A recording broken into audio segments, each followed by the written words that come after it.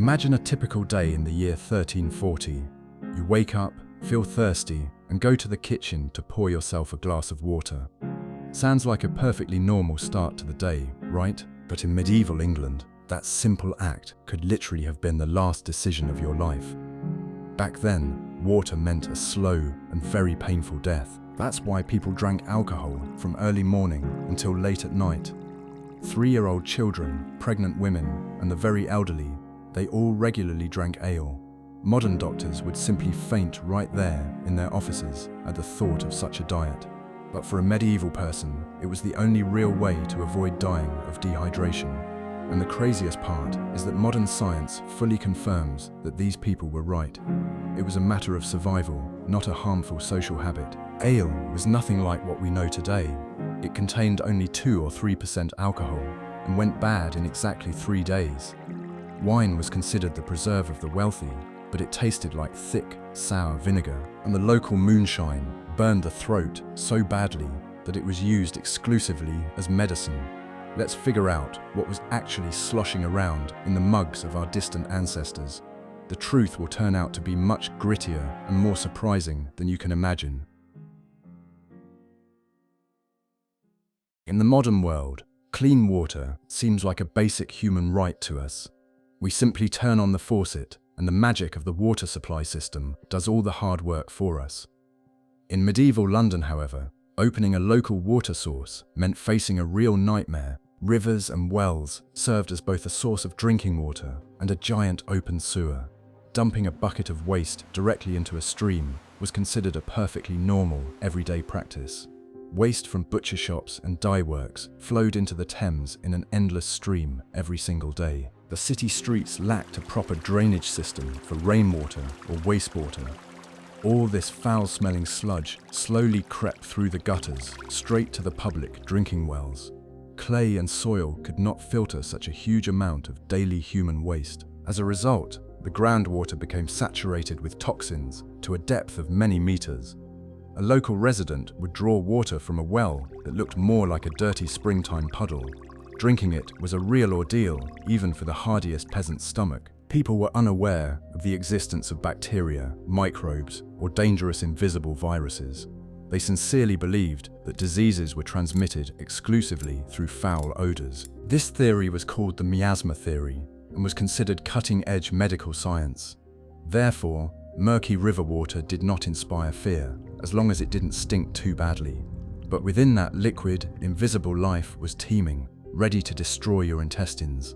Dysentery and severe stomach infections held their daily deadly parties there. Doctors of that time advised keeping windows tightly shut to keep out the infectious street air. They carried bundles of fragrant herbs and spices with them to protect their breath. It never even occurred to anyone to link the widespread illnesses to the filthy city stream. People continued to wash the laundry of their sick relatives in the very same rivers from which they drew their drinking water. The infection spread through the city at a terrifying rate, killing entire families in a matter of days. It was a vicious cycle of ignorance that regularly led to local catastrophes. The townspeople did try to solve this problem, but they did so in the strangest ways imaginable. Sometimes they built long wooden pipes to divert water away from the dirtiest parts of the river. However, these flimsy structures regularly leaked, mixing fresh water with thick street mud.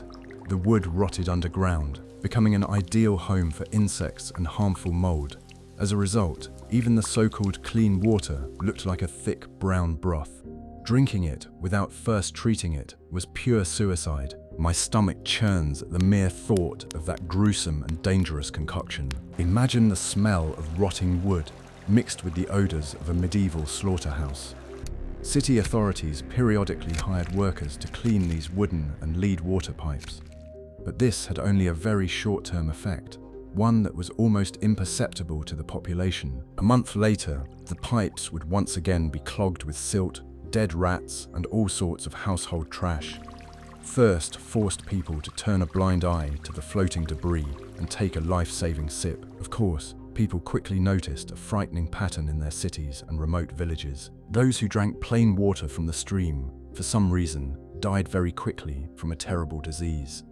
No one yet understood the chemical processes involved, but the practical conclusion was reached instantly. Water was dangerous to one's health, which meant they needed to find a completely safe and widely available alternative.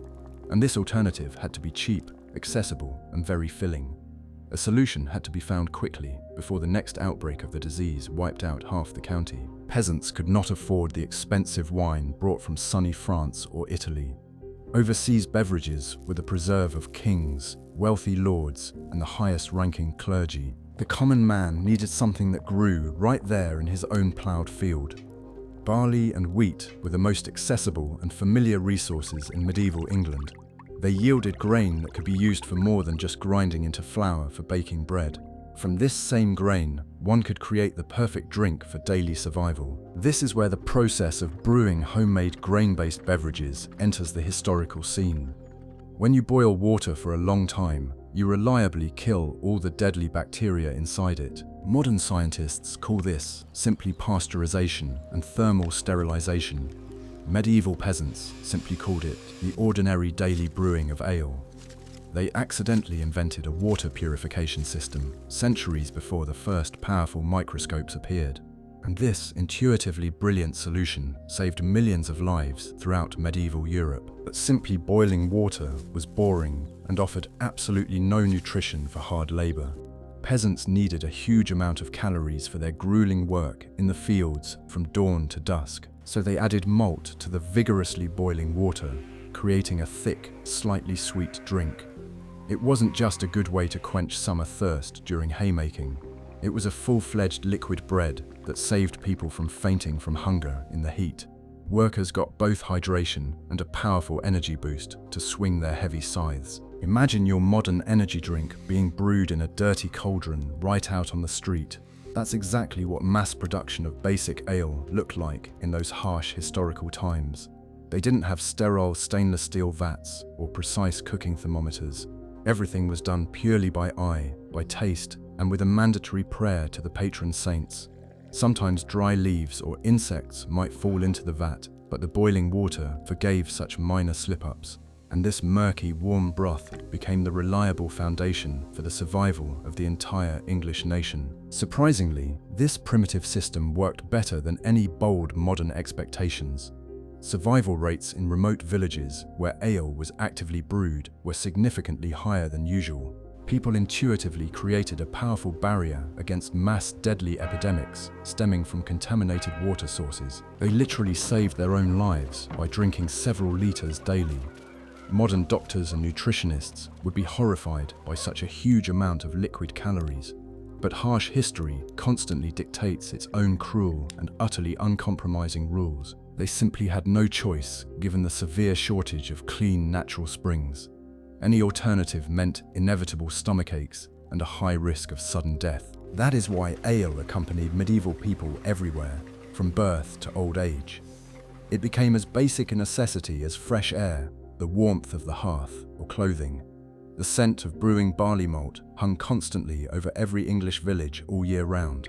It was the scent of life itself, triumphing over death in an era of widespread global unsanitary conditions. Interestingly, the medieval army also adopted this life-saving liquid diet incredibly quickly.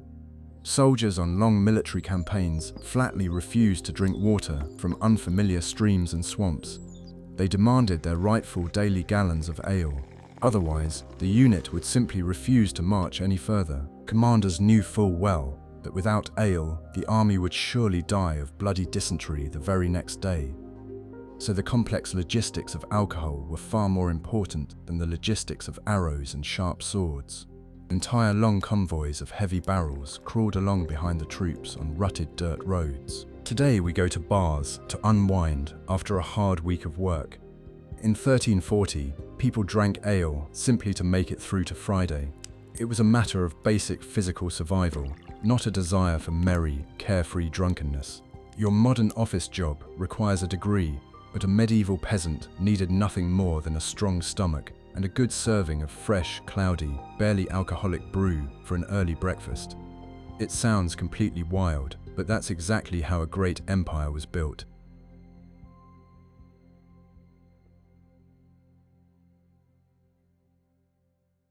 Now let's debunk the most popular myth about mass alcohol consumption in the Middle Ages. Many people think that peasants were drunk from early morning until late at night. That sounds like a great, funny plot for a comedy, but the reality was quite different. Everyday medieval ale was radically different from the strong craft beer sold today. The alcohol content of this vital, life-saving drink rarely exceeded a laughable 2 or 3%. The fermentation process was very short and simply didn't allow for the production of much pure alcohol.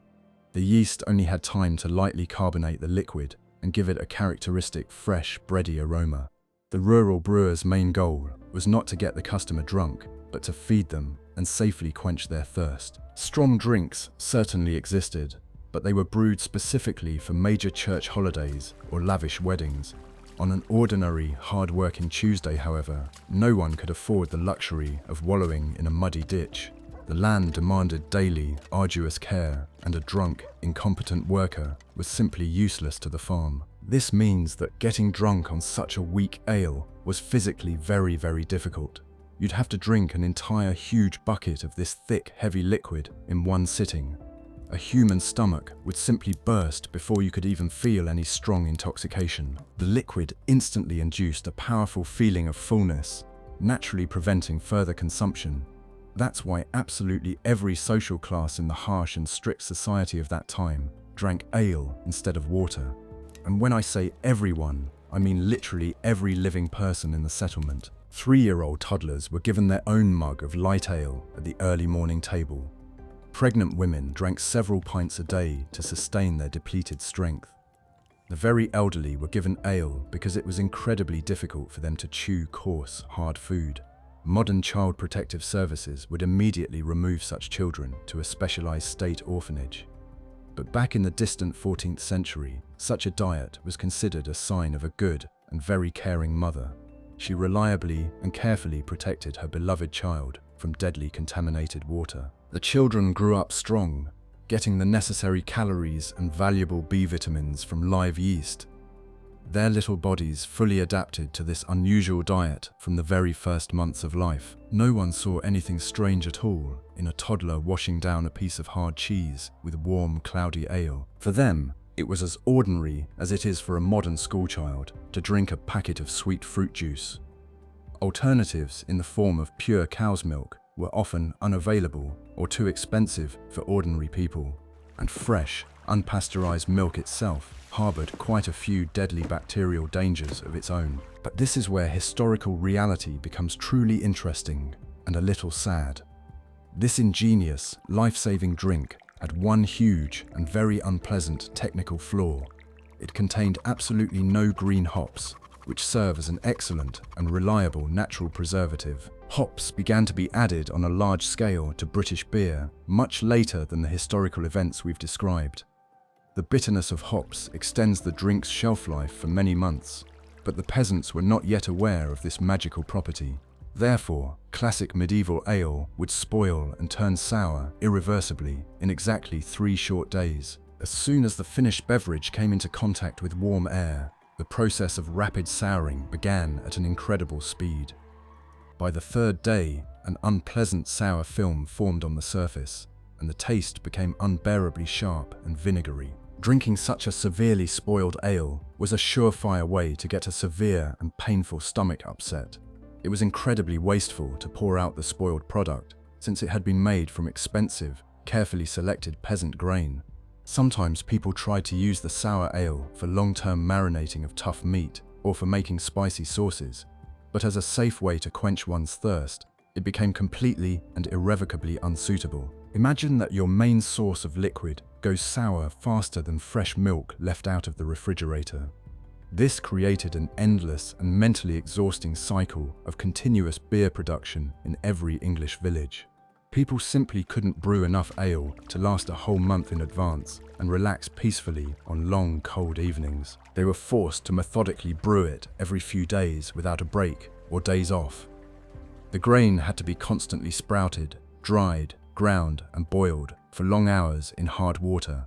If the production cycle was suddenly interrupted, an entire large family would instantly be left without a safe drink at home. Because of this constant cycle, Every village had its own professional brewers on duty. They were almost always strong, resilient women whom their neighbors respectfully called Ile wives. They brewed the drink right in their own homes in huge, heavy copper cauldrons over a blazing open fire. It was exhausting, back-breaking physical labor that caused constant, unbearable pain in their overworked lower backs. They had to fetch dozens of liters of water from the well, chop firewood, and constantly stir the thick, hot wort. My shoulders start to ache just from the thought of lifting such incredible weights. The wives of the brewers were the true financial backbone and a great source of pride for many poor peasant families. A skilled and hard-working brewer could earn enough money to feed her children even in the hungriest of years. This women's home-based business required incredible discipline, strict cleanliness, and a good understanding of proportions. The secrets of the perfect ratio of malt to water were carefully and secretly passed down from mother to eldest daughter. Some women became so well known that people came to them for ale, even from distant neighboring villages. It was a very difficult path to financial independence in the harsh, male-dominated, patriarchal world of the Middle Ages. If the latest batch of ale turned out well, the woman would hang a green branch above her front door. This was the classic medieval street equivalent of a bright neon sign or targeted online advertising. Neighbors could see this unmistakable sign from afar and would hurry to buy the fresh brew with their clay jugs. Street trade was brisk and lively until the entire brewed barrel was drained to the very last drop. In essence, any ordinary peasant home could temporarily become a bustling local bar for a couple of days. It was an ideal system for the local economy without any complicated tax returns or cash registers. The quality of the ale produced was strictly monitored by local official tasters who were selected by the community itself. These stern officials literally went from house to house, carefully sampling the freshly brewed ale intended for sale. If the ale was too watery, frankly sour, or unreasonably expensive, the unscrupulous brewer faced a very hefty fine. Sometimes, a particularly greedy woman who had committed a serious offense might even be publicly seated on a special wooden chair of shame.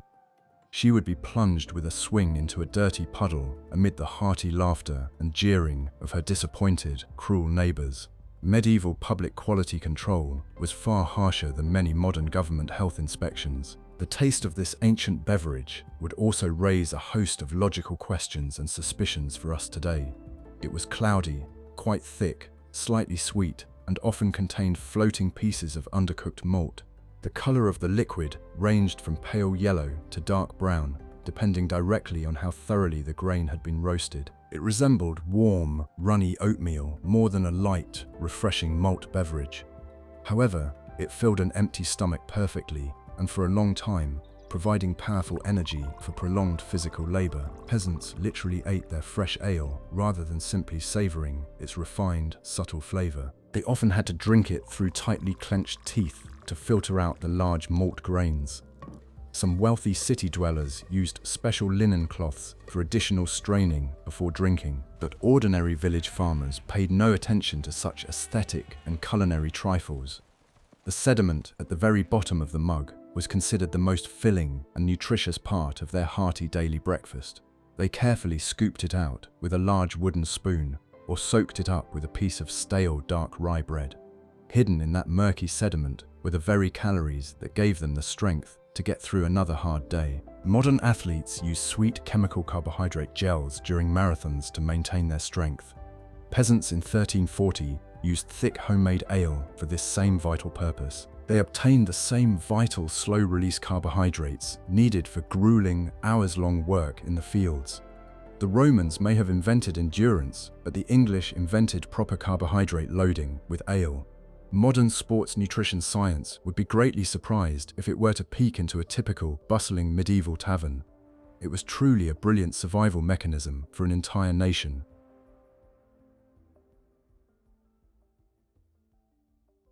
If the common people survived on ale, what did the local elite drink? The answer is perfectly obvious. Wealthy lords, knights, and kings preferred to drink nothing but wine, but don't be too quick to picture beautiful crystal glasses filled with a perfectly refined beverage. Medieval wine was radically different from what sits on the shelves of modern supermarkets. It was much thicker, darker, and often incredibly sour to the taste. This drink did not undergo a complex filtration process and often contained a cloudy sediment. England did not have the ideal climate for the large-scale cultivation of good, sweet grapes. A few monasteries attempted to grow vines, but the results were quite dismal due to frequent rains. Therefore, the vast majority of high-quality wine had to be imported from distant sunny France. Wines from the Bordeaux region, which was then under the rule of the English crown, were particularly prized. Entire fleets of merchant ships regularly crossed the turbulent strait to deliver the precious cargo to the court. It was a massive logistical operation, requiring enormous financial investment. Transportation by sea took many weeks, and the wine was shipped in huge wooden barrels. Glass bottles and airtight corks simply did not exist at that time.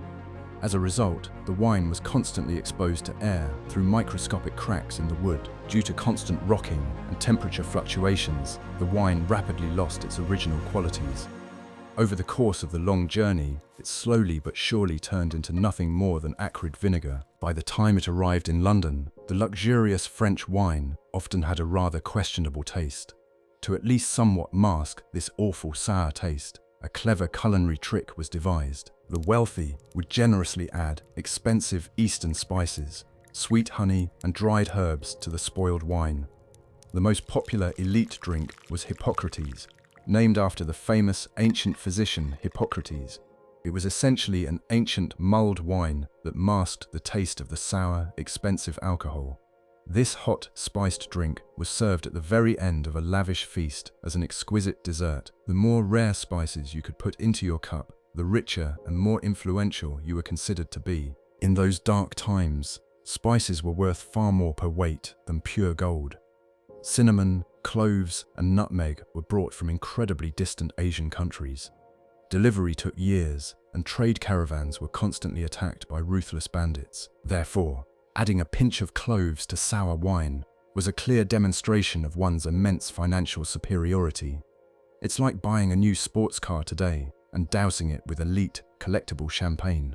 Insanely expensive, completely impractical, but enough to make your neighbors green with envy. To prepare Hippocrates, the spices were first thoroughly pounded in heavy stone mortars.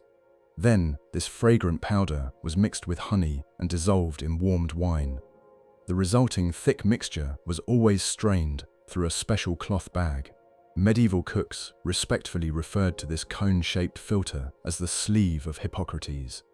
The process required time and skill, so only the most experienced servants were entrusted with preparing this drink.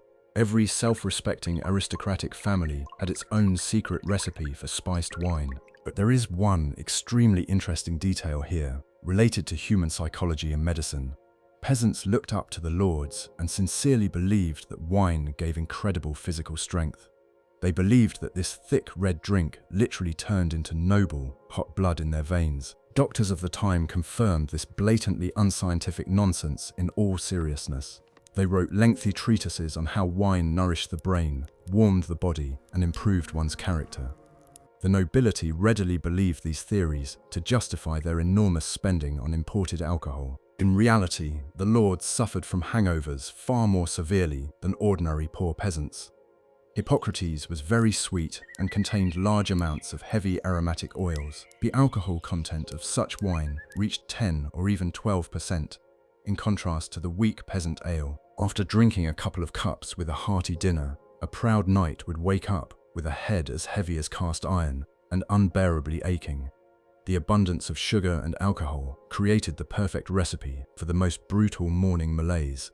Meanwhile, a simple peasant, after a gallon of light ale, would calmly set out to plough his vast field at dawn. Interestingly, white wine was held in much lower regard by society than rich red wine. It was considered a drink exclusively for people in poor health, the very elderly, or young women. A true, rugged warrior was supposed to drink only red wine, which visually resembled fresh blood. Doctors claimed that light-colored drinks cooled the body, while red ones ignited the inner fire of life. This is a classic example of medieval marketing, based entirely on absurd superstitions and appearances. Modern, experienced sommeliers would simply laugh in the faces of these stern, bearded commanders. The color of a drink certainly does not make a person braver in a real bloody battle. But knights stubbornly continue to demand the darkest and thickest wine for their lavish feasts. Sometimes shrewd merchants even deliberately tinted light wines with berry juice to sell them at a higher price. Counterfeiting expensive wines was a highly lucrative business in London's bustling city markets. If the deception was uncovered, the swindler could be tied to a pillory and forced to drink his own swill. Justice was harsh, protecting the stomachs and wallets of the kingdom's most influential people. Storing imported wine was also a truly complex engineering challenge for the vast castles and abbeys. Wooden barrels in damp cellars quickly dried out, leaked, and spoilt the precious, noble product. The coopers who made these vessels were, in effect, highly paid engineers of their harsh era. They fitted thick oak planks with such astonishing precision that water could not seep through them. The craftsmen carefully charred the wood from the inside to impart additional flavor notes to the future beverage.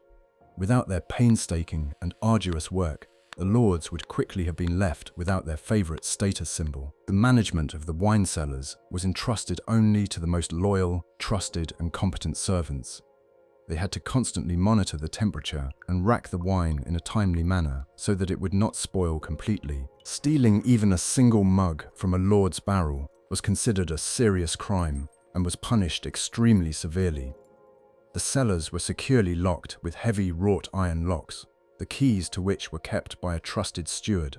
In vast, wealthy estates, wine reserves sometimes cost more than all the furniture and weapons combined. It was a veritable liquid gold reserve of the medieval English ruling aristocracy. But what did they do with the wine when it finally and irretrievably turned sour in the dark cellar? They never simply poured it out, as that would have been too great a waste of precious money. The sour wine was immediately sent to the large castle kitchens to be used in thick sauces and for marinating meat. The sour wine sauce did an excellent job of masking the suspicious odor of meat that had already begun to spoil slightly. The sharp acidity tenderized the tough fibers of old beef or tough game obtained after a long hunt. In the Middle Ages, nothing went to waste, and every spoiled item was immediately given a new lease on life. Cookbooks of that era are literally overflowing with recipes based on strong wine vinegar. Chefs created true masterpieces, masking the putrid smell with a generous portion of acid, herbs, and garlic. A wealthy guest would eat this dish and sincerely marvel at the sophistication of the complex French recipe. He had no idea that this culinary delicacy was born out of sheer greed and the lack of proper refrigerators. Thus, the spoiled drink quietly made its way from luxurious goblets to ordinary dinner plates. The art of survival affected even the wealthiest and most powerful people of that difficult era. As a result, wine was more of a status symbol than a truly delicious drink. The lords choked on the sourness, but forced smiles, flaunting their immeasurable wealth to their invited guests. The peasants drank fresh, slightly sweet ale and derived real physical benefit from it. This is a classic irony of history, where the cheap turns out to be much better and safer than the expensive. Sometimes, paradoxically, a lack of great wealth makes your life much healthier. And medieval England serves as excellent proof of this strange historical fact. If ale was food and wine was a status symbol, what about hard liquor? In the 14th century, the complex process of distillation was shrouded in mysticism and scientific mystery. Learned alchemists in secluded, cold monasteries desperately sought the legendary philosopher's stone. Instead of a magical crystal, they quite by accident produced a strong, colorless ethyl alcohol. They called this frightening and searing liquid by the resonant Latin term *aquavita*. Literally translated, this beautiful name means nothing other than water of life. It sounds incredibly poetic and beautiful, doesn't it? But to the taste, this much praised water of life was like pure, raging liquid fire. The early experimenters had absolutely no idea how to properly purify the alcohol of heavy fusel oils and harmful impurities. What they produced in their laboratories is what modern people would call a toxic industrial solvent. This murky liquid burned the throat, instantly brought tears to the eyes, and knocked an unprepared person off their feet. Drinking it for pleasure was simply impossible without the risk of suffering a severe chemical burn. That is precisely why aquavita was not originally conceived by alchemists as a drink for carefree revelry. It was sold in very small glass vials, exclusively as an incredibly potent medicinal remedy.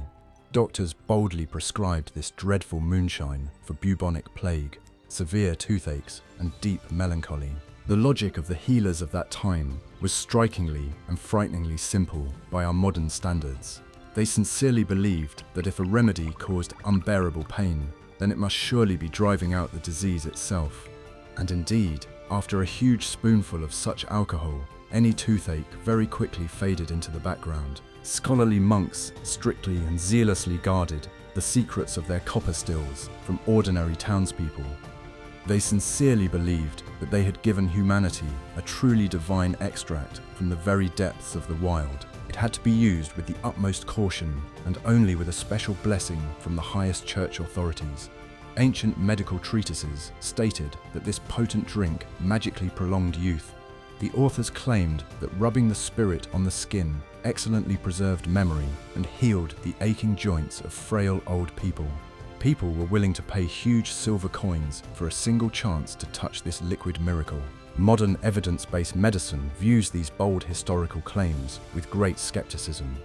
Alcohol of an unimaginable strength, nearly 70 degrees, is more likely to instantly destroy your liver than to rejuvenate an aging body. However, its powerful pain-relieving effect made this drink indispensable during brutal medieval surgical procedures.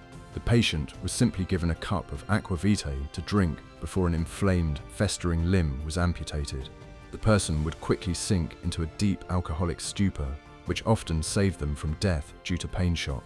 It was a primitive, very dangerous, but the only available option for life-saving anesthesia in that grim era. But human nature cannot be stopped by any strict prohibitions or abstruse medical treatises. Very soon, ordinary people realized that this potent pharmacy remedy was excellent for unwinding after work. The technology of complex distillation began to slowly but surely seep out of the secluded stone monasteries into the large, bustling cities. Local artisans began distilling their own rough moonshine from the dregs of old, sour ale. To do this, they used the cheapest materials and assembled stills literally from whatever scrap they could find. Thus was born a vast new industry of hard liquor, one that would later change the course of world history forever. Producing this artisanal alcohol was an incredibly dangerous and highly explosive endeavor in the cramped wooden towns. Copper or clay stills often couldn't withstand the mounting pressure of hot vapors inside the narrow tubes. They would shatter with a deafening crash into small, sharp pieces, destroying everything living around them. Medieval city chronicles are filled with gruesome tales of the homes of careless street distillers that were burned to the ground. Spilled, flaming alcohol instantly set fire to the flimsy wooden walls and thatched roofs of neighboring residential buildings. People literally risked their own lives and those of others just to get another dose of the coveted, scorching water of life. My instinct for self-preservation screams that this was a very bad and foolish business idea. But the thirst for easy money always trumped common sense and the basic fear of deadly, roaring fire. The demand for strong, cheap alcohol among urban workers and sailors grew at an exponential rate. Underground drinking establishments sprang up in the darkest and dirtiest alleys of the poor port districts. The owners of these dens amassed enormous fortunes selling murky, dangerous, homemade moonshine. It was the dawn of a completely new drinking culture, one far more brutal, fast-paced, and destructive. Interestingly, for a long time, government authorities had no idea how to tax this new street trade. Classic ale was traditionally and easily measured in gallons, while expensive overseas wine was counted in huge barrels. Aquavitae, however, was initially sold in small drops and tiny, inconspicuous apothecary measuring cups. The king's tax inspectors simply did not grasp the truly colossal scale of the clandestine production of this strange new potion. Legislation lagged catastrophically behind the rapidly evolving technologies of artisanal street distillation. This was the very first massive and completely uncontrolled black market for hard liquor in European history. The royal government was losing enormous sums of money, while cunning street apothecaries and defrocked monks were rapidly getting rich. By the time officials finally caught on, underground alcohol producers already wielded enormous financial influence in the cities. A long and fruitless battle began between the law and the human desire to get drunk quickly on a shoestring budget. Cruel corporal punishments were imposed for the illegal production of aqua vita without a special, expensive license. But the equipment was so compact that moonshiners could easily hide it in deep cellars at the first sign of a raid. The state ultimately lost this battle, and hard liquor became a permanent fixture in everyday life. Over time, people began actively adding various aromatic herbs and wild juniper to this unrefined, fiery liquid. This was done not for the sake of gourmet cuisine or out of any touching concern for customers' health. The sole purpose was to mask the utterly repulsive fusel oil odor of low-quality, cheap alcohol. The sharp aroma of juniper berries masked the stench of decay and made the drink at least somewhat palatable. This is how the very first historical precursors of gin and today's extremely expensive, complex herbal infusions came into being. Recipes born of desperate necessity have, over time, surprisingly evolved into classics of the global art of distillation. What today costs a fortune in trendy London bars began as utter street filth. It was simply a desperate attempt by the common people to make medieval technical alcohol less repulsive to the taste. Over time, master distillers learned to perform double distillation, which significantly improved the drink's original quality. But in the early decades, it was a veritable game of Russian roulette, where the drinker's eyesight and life were at stake. The poor often went blind from toxic impurities, but that didn't stop anyone from buying another coveted bottle. The desire to forget the harsh reality of medieval life always proved stronger than the natural fear of death. For ordinary soldiers, aqua vita became a true miracle of salvation in the cold and incredibly filthy military camps. A small flask of the strongest spirits warmed them from the inside, far better than sitting for hours by a damp, smouldering campfire. During endless rains and winter sieges, it was the only proven way to avoid widespread colds. Commanders understood this perfectly well and willingly turned a blind eye to the contraband alcohol among their weary subordinates. They knew that a drunk soldier was far more useful than a frozen and demoralized deserter fleeing the battlefield. Once again, alcohol served as a harsh but absolutely universal tool for survival in the extreme conditions of the Middle Ages. Strong spirits were also actively used to disinfect horrific stab and hack wounds right on the muddy battlefield. Field surgeons generously doused their iron instruments and the torn flesh of screaming, wounded warriors with aqua vitae. This caused excruciating pain, but it reliably killed bacteria and prevented deadly gangrene. Survival rates among wounded soldiers rose slightly, precisely because of this accidental antiseptic discovery. Soldiers carried alcohol as a universal first aid kit, a combat stimulant, and a means of commemorating fallen comrades. A flask of firewater was valued on a harsh military campaign, on par with a good, sharp sword or sturdy chainmail. Today we drink strong drinks with ice, sweet tonic water, and a pretty little umbrella.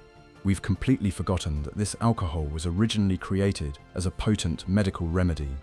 A rugged medieval man would drink a modern cocktail and decide it was just water. Their taste buds had been seared by coarse food, sour wine, and incredibly strong industrial alcohol. The evolution of comfort has made our stomachs and tastes much more delicate and demanding. We've become much more delicate compared to those iron-willed people from the distant past.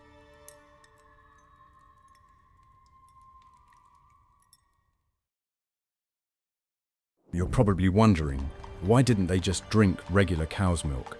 It sounds like a perfectly logical alternative to dirty water and sour, weak ale. But in the year 1340, milk was considered an incredibly dangerous product. Adults practically never drank it raw or fresh.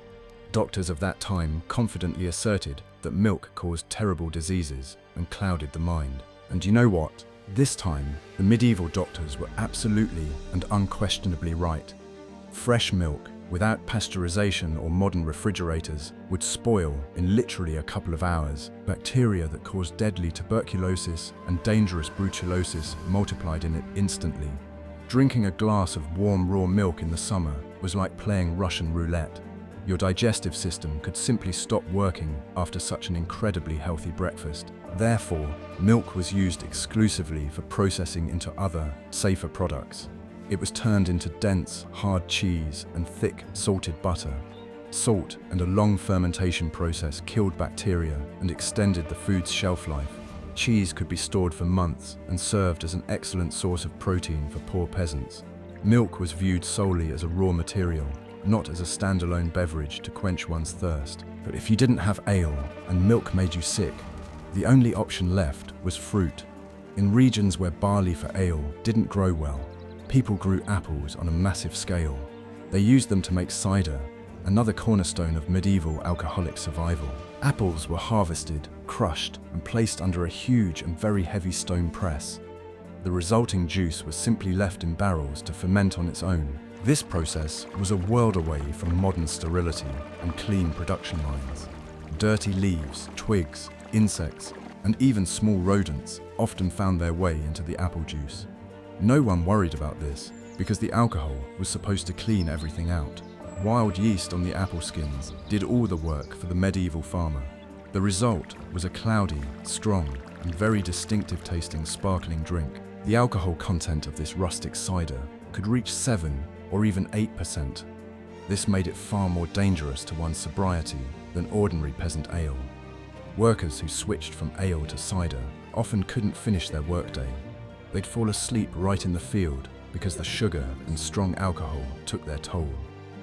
Employers sometimes deliberately paid their workers in cider so that they would eat less of the expensive wheat bread. There was also a pear-based version of this drink, known simply as perry. The pears used for perry were so hard that it was impossible to bite through them with your teeth.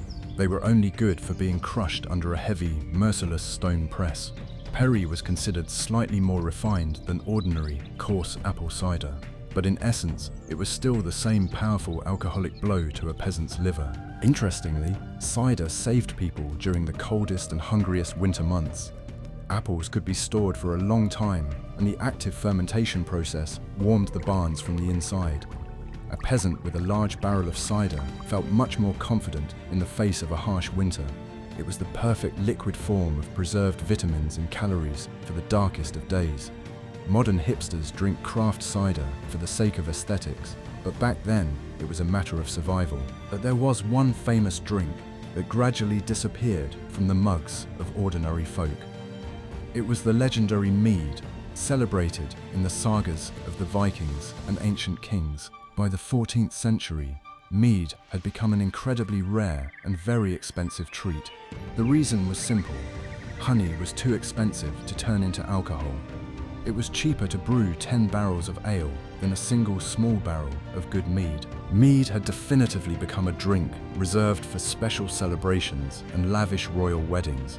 It was sipped in very small sips, savoring every gram of the precious honey used. The era of cheap mead had faded into the distant past, along with the fierce Vikings. The time had come for pragmatic solutions: murky ale, sour wine, and dangerous apple cider. The medieval economy was harsh and showed absolutely no tolerance for the wasteful expenditure of valuable resources, and people adapted to this, downing whatever they could easily get their hands on.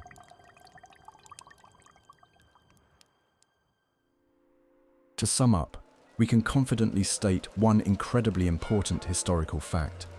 Our ancestors were not the foolish drunkards they are often portrayed as in bad movies. They were outstanding masters of survival in a world that was constantly trying to kill them. Their drinking habits were a brilliant evolutionary response to the lack of clean water and antibiotics. They turned a dangerous, dirty environment into a system that allowed humanity to simply continue to exist. The next time you pour yourself a glass of clean tap water, pause for a moment. Think about how, for a person living in the 14th century, that glass would have been a true miracle. They had to brew porridge from malt, put up with sour drinks, and drink burning alcohol. And all of this was done simply to avoid dying from bacteria in the local river. Modern sanitation and running water are the greatest, albeit very inconspicuous, achievements of our civilization. History often turns out to be much grittier, more complex, and more interesting than those boring school textbooks. There's no room in it for pristine castles or noble knights drinking pure spring water. It's a harsh world of murky ale, vinegary wine, and incredible everyday human resilience. Thank you for diving into this disgusting, yet truly fascinating era with me. Let me know in the comments which of these strange drinks you'd be willing to try today. See you in the next video, where we'll definitely uncover more forgotten secrets of the past.